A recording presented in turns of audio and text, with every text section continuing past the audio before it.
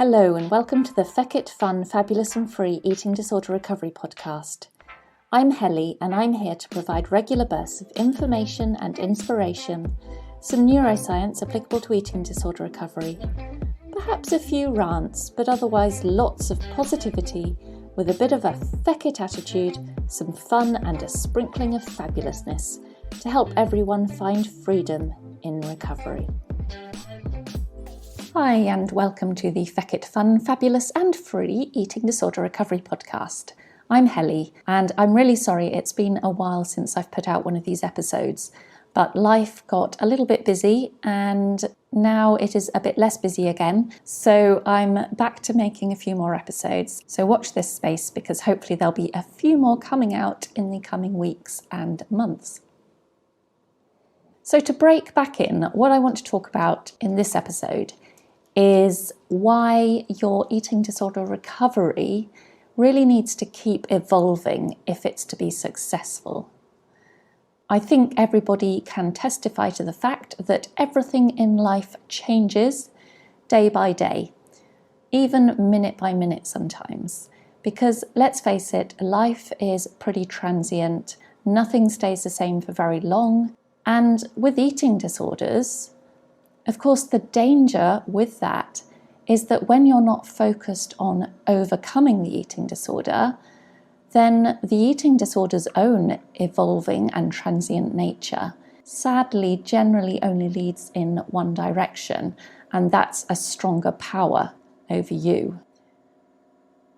Because the longer an eating disorder is left unchallenged and allowed to fester, the more ingrained those disordered habits and rituals will become in your life, and the eating disorder just becomes more and more hardwired into your brain. And because of its transient nature, those disordered habits and rituals, like your restrictive eating or your movement compulsions or any other means of compensation you might have, will all grow over time too, so that your intake becomes more restrictive. The other behaviours might increase in length or duration or repetition. At the end of the day, eating disorders are powerful. You really don't need me to tell you that. And if they are left, they will evolve into something with a much greater, a much stronger, and a much more torturous hold over you and over your life. But this podcast episode is not about the insidious nature of eating disorders, but it is about the fact that just like an eating disorder will evolve and strengthen if left unchallenged, your recovery process and your stages of recovery are also going to constantly evolve and change as you proceed through this very difficult journey that is overcoming an eating disorder.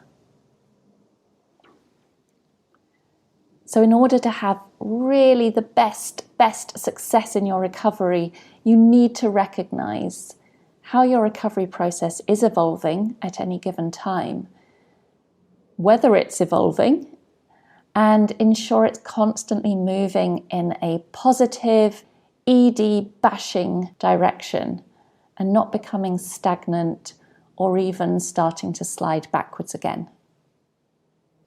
Make sure that your recovery is constantly moving forwards, always changing, always stepping up a gear.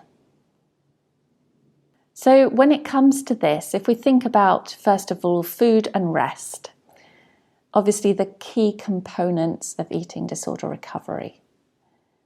So in recovery, your needs for unrestricted food and unrestricted rest will stay ever present and consistent throughout your recovery journey. But over time, if you fully learn to let yourself hear your hunger, then the amounts and types of food your body will demand will change, sometimes with hunger levels that will become what some might consider extreme, and at other times hunger levels might be high, but not quite as drastically insatiable as when you're in an extreme hunger phase. And at the same time, if you learn to really allow yourself to hear your exhaustion levels, There'll be times in recovery when you might need to sleep a lot, and you might feel so lacking in energy that you begin to wonder if you'll ever rise from your bed with a spring in your step again. Whereas at other times, you might have a bit more energy to continue with your day-to-day tasks, or you might even start to feel a bit playful again, just have a bit more va-va-voom. So I think it's safe to say that your body's needs in recovery when it comes to food and rest will fluctuate as you proceed through your own unique process, and as you allow your body and brain to heal and repair and take you to that life with more freedom and hopefully a lot less misery than when you live that life with the eating disorder. But at the same time, your needs in terms of other factors that will help you towards a full recovery and allow it to be a much smoother process are also going to change as you continue to grow, as you continue to learn in your recovery, and as you continue to evolve along the process. I think it's fair to say that throughout your recovery, you're probably going to need a lot of support and reassurance and encouragement. And you'll almost certainly need guidance, and you might even feel quite dependent on others at times. But as you progress, you will naturally become more comfortable with the basics of your recovery. And by the basics, I mean eating a bit more, facing a few fears, learning to rest, learning not to purge. But you then need to keep taking your recovery process up a notch so that you're always facing more fears and you're always facing more challenges. At the end of the day, recovery is only really done and dusted when you can eat anything, eat anywhere, eat any amount, eat at any times, eat with anyone, and all without any fear, any anxiety, or any eating disorder-driven rules, and all without the need to compensate. Recovery is achieved when you feel completely free around food, movement, and around your life in general.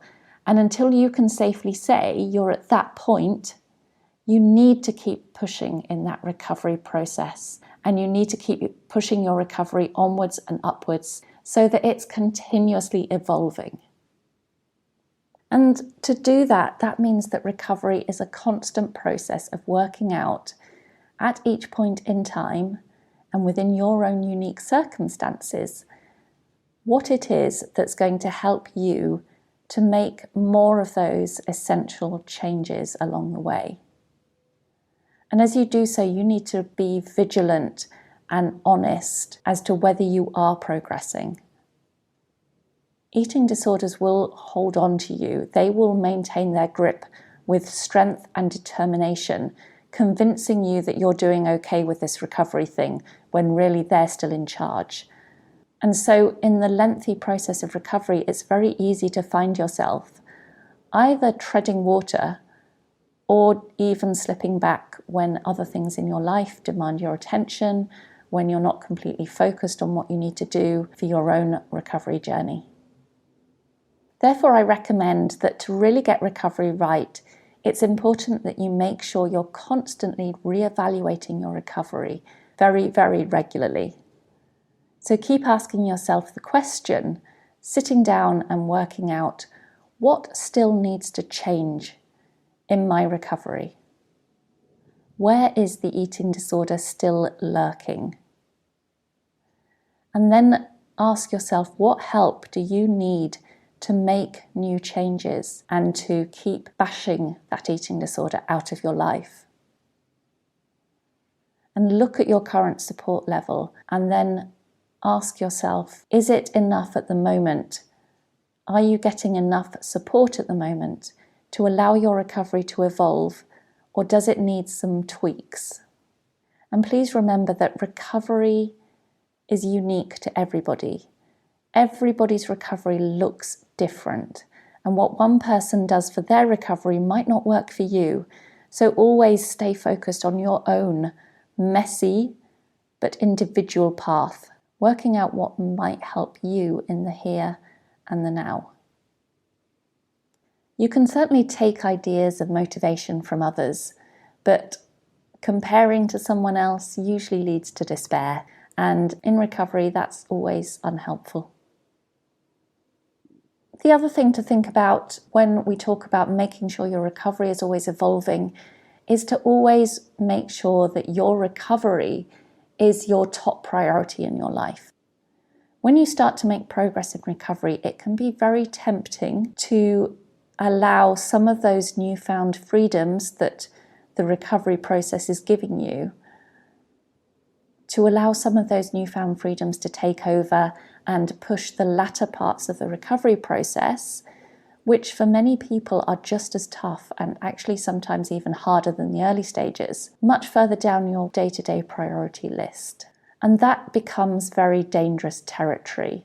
And that's a key reason so many people stay in what's commonly called the quasi-recovery state for years, where they're a bit less disordered, or maybe they're living in a bigger body and with some less obvious or restrictive rules around food and movement, but ultimately they're still strongly controlled by the illness and by an eating disorder. So to make sure you don't hit that quasi-recovered state and then stay there, you need to keep pushing your recovery back up the top of your priority list until you can be absolutely safe and certain that you are recovered and done. And within that, you need to make sure that any life commitments that you feel obliged to carry out are actually helping you to recover. Unfortunately, I so often see people trying to do it all. They're trying to study or work, they're trying to manage families and kids, they're trying to fulfill carer duties, they're trying to volunteer and network, while also attempting recovery. And I'm sorry to say it rarely ends well. Recovery is a full-time job, and it takes so much brain space. It has to take a lot of brain space. There's no getting around that. Have a listen to my other episodes about neural rewiring in recovery and the neuroscience behind recovery as to why recovery does take up as much brain space and as much focus as it actually does. And so if recovery is going to work for you, it's going to mean constantly reassessing what else in your life is taking your time and focus, and what you can do to take some of those demands away while you really get to work on getting your recovery done properly. And you're going to have to learn to be absolutely honest in your recovery process, first and foremost with yourself, but also with your support team. It's going to be very tempting to want to fly free and start to live a bigger and better life. But if you do so too early, you risk not finding that absolutely 100% recovered space. And you deserve that 100% recovered space and that 100% recovered life. And as I touched on before, if something or someone in terms of your recovery and your recovery support is not helping, then you shouldn't be afraid to speak up or change things. This is your recovery at the end of the day. You need to own it. So perhaps a therapist or a recovery coach has helped you a great deal to get you where you are now, but it's reached a point in that relationship where you feel you need more independence, or maybe you just need a fresh perspective. And the same might be true with your relationships with your family or friends or partner who have been supporting you in your recovery process. Sometimes the dynamics just need to change and be adjusted.